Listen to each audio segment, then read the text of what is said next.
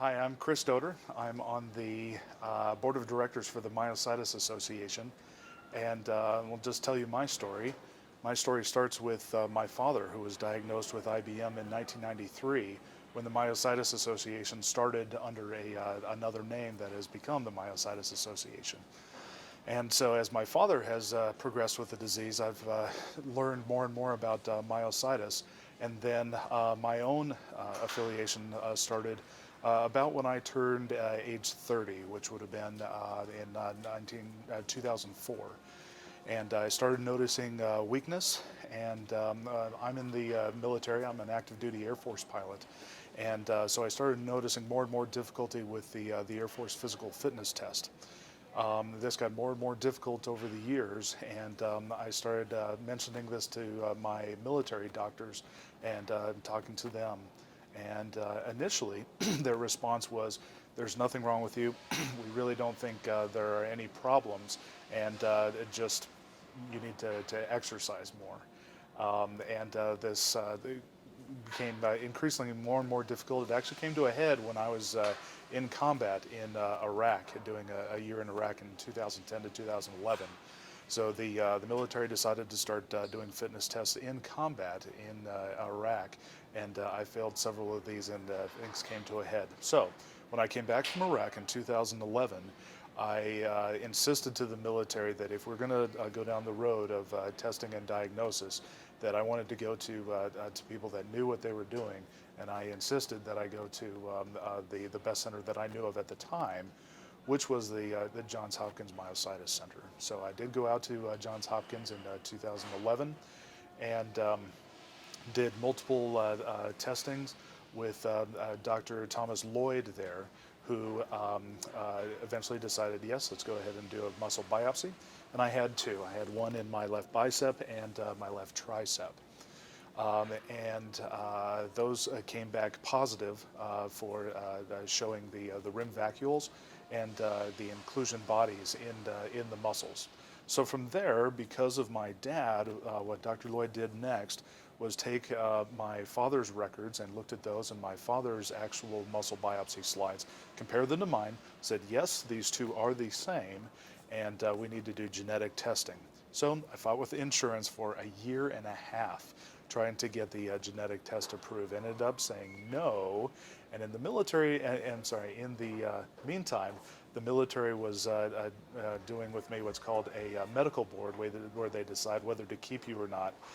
So in the end, I decided I'm doing the testing on my own, went down to the University of California, Irvine, and had the genetic test there, which sure enough came back positive, and was definitively diagnosed finally last year in 2013 with a very rare form of hereditary IBM. The name of that is inclusion body myopathy with Paget bone disease and frontotemporal dementia, which is abbreviated down to IBM PFD.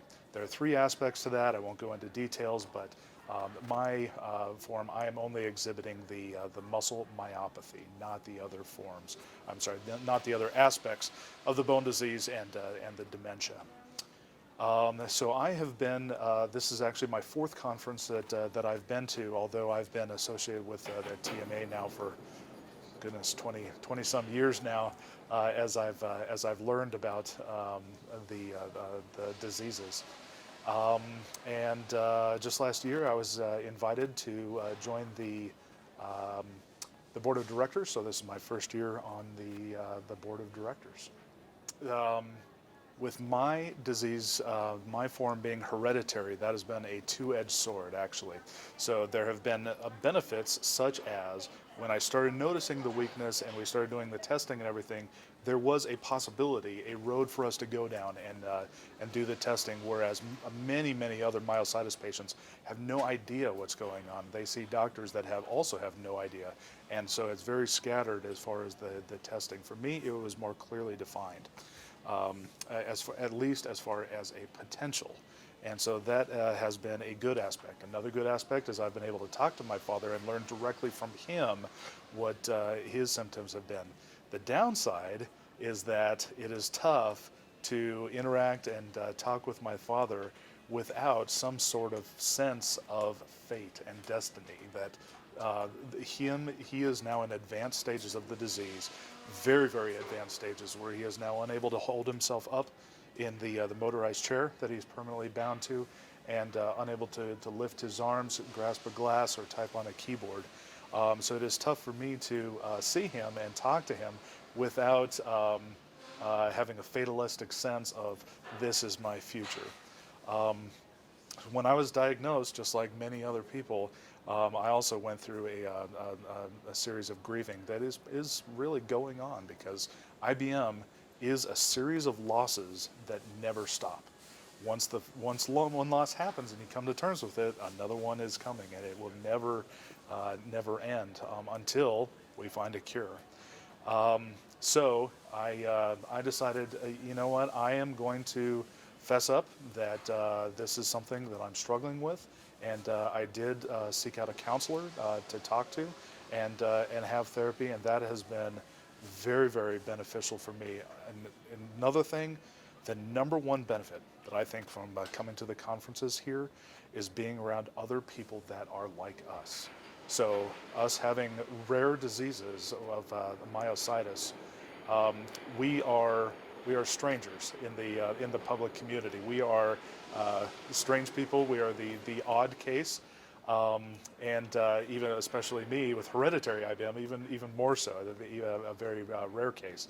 In my work, I am defective. I am not able to uphold standards of physical fitness. However, coming to these conferences, being around other people that are just like me, that establishes a sense of normalcy. And I think that more than anything else is so important, of being here at the conferences, talking to other people, and having those personal connections.